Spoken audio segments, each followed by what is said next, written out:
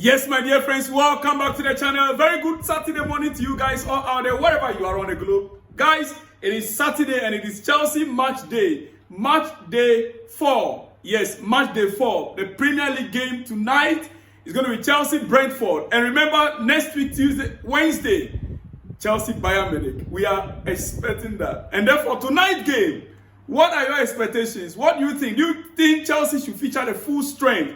Should we go full strength tonight? Or we should reserve our best 11 against Bayern? Let me hear from you in the comments section. Ladies and gentlemen, look, going into tonight's game, Chelsea are second on the league table. Yes. Arsenal and Tottenham, they are dragging third and fourth position.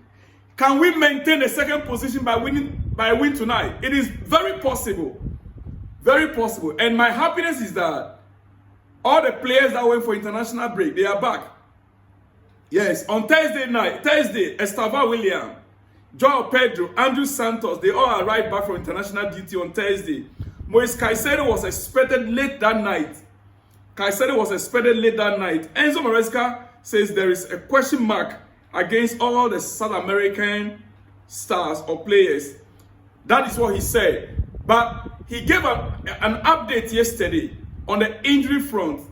And ladies and gentlemen, the good news we have is that PALMER trained even yesterday.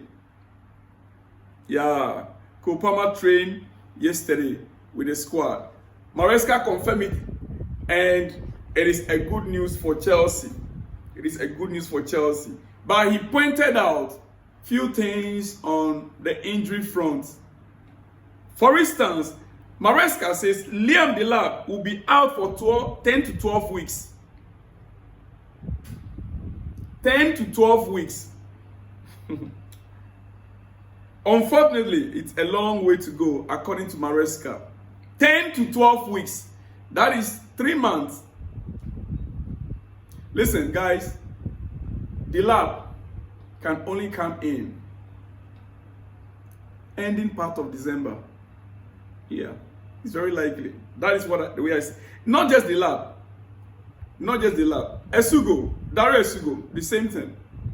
And remember, we had Levi Cowell also going in. Levi Cowell's situation right now, the same thing, January, February. Ladies and gentlemen. Now, Chelsea actually did something, announced something, is it yesterday or the day before yesterday? And I was like, whoa, really? Now I understand. Chelsea, finally sealed a deal with Strasbourg star, the captain of Strasbourg. Yes. Chelsea have pre-agreed deal with striker Emegha. Emegha, currently playing for Strasbourg. Chelsea had already agreed. The player has been signed. It is here we go. Understand, Emegha actually signed in spring after turning down the chance to join multiple Champions League clubs, including some Premier League clubs. So the player had already agreed terms to Chelsea, only that the deal was finalized a few days back. 2 days ago. Yeah. Emegha decided to stay for a third year at Strasbourg and play in Europe this season with Strasbourg before joining Chelsea FC next summer, 2026. Chelsea have been tracking Emegha for a long time and believe he will be ready for the step up to the Premier League next season. Emegha has agreed 7-year contract. Yes, the 22-year-old has agreed 7-year contract with Chelsea. Now I understand why Chelsea can easily afford to let go Jackson. Now I got it. Why Chelsea can easily afford to let go Nicholas Jackson. Because looking at this guy, it is obvious that Jackson, even Jackson is to return next summer to Chelsea, he'll be sold. If Bayern did not sign him permanently, he could be sold to other clubs. Looking at this guy, because the guy, I study Emegha carefully. He's a box striker. Emegha is a box striker. He has a, he's a kind of striker that has powerful shots in the box. Yet, just like Jackson, he loves to drive the ball from midfield as well. He supports midfield.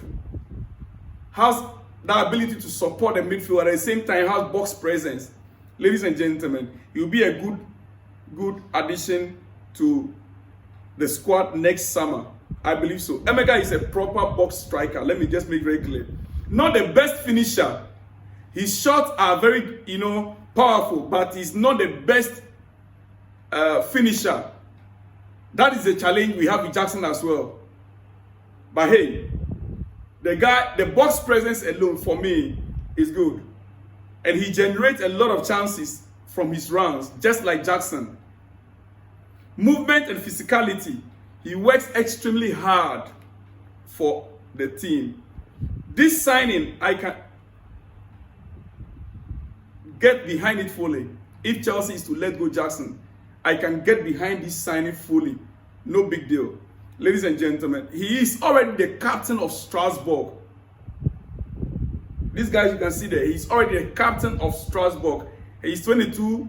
Next summer he'll be 23. And coming to Chelsea will come with loads of experience. I mean, playing first team football for Strasbourg as their captain has a leadership quality in him. 6 feet 5 inch tall.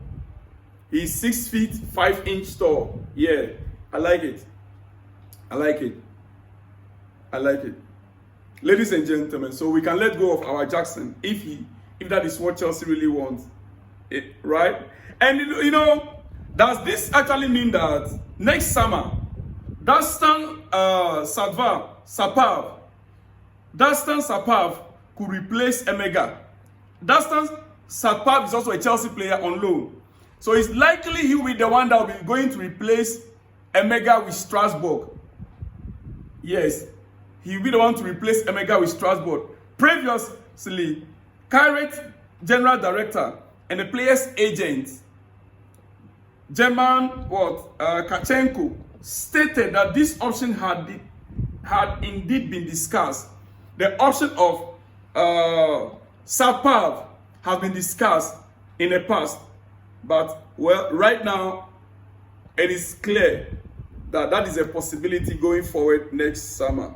Ladies and gentlemen, tonight Chelsea Brentford. What are your expectations? I think I want to come back for my preview proper. But quickly, Chelsea plan to sue Mykhailo Mudryk. Ladies and gentlemen, I am sad for this news. Chelsea, as we speak, want to sue Mykhailo Mudryk over record transfer compensation. It's very, very interesting here. It's getting interesting, right? Yeah. Chelsea and Shakhtar Donetsk are reportedly preparing a legal action against the Ukrainian Football Association in connection with a doping case involving Chelsea midfielder Mykhailo Mudryk. This was reported by journalist Ego Bubas. According to the report, Chelsea conducted an internal investigation and concluded that the player may have used a banned substance while on international duty with Ukrainian national team. The London club plans to file a lawsuit both against Mudryk seeking compensation for the record-breaking transfer and against Ukrainian Association of Football, which according to Chelsea, may have been the source of the prohibited substance. This will be too much for this guy. This will be too much for this guy. Ladies and gentlemen, I think Mudryk need to quickly respond to Chelsea and find out if he can negotiate. If he can rather rush to Chelsea and see how he can discuss negotiations. I mean, settlement, amicable settlement instead of the lawsuits. Settlement could be the best way forward for Mudryk. This guy has gone through a lot. This guy was signed when Ukraine was on fire. When there was a serious war between Ukraine and Russia. His family had to be rescued by Chelsea from Ukraine. And so when he even came up, when he was signed, he could not focus until Chelsea had to assure him about the safety of his family. A lot of things have gone wrong. His entire family in Ukraine, through the war, friends. Now, my goodness. Instead of a lawsuit, I will hope that Mudryk will rather plead with Chelsea for a negotiation. If there's any settlement, he can come together with Chelsea. Ladies and gentlemen, it is what it is. Now, according to a well-placed sources at Chelsea,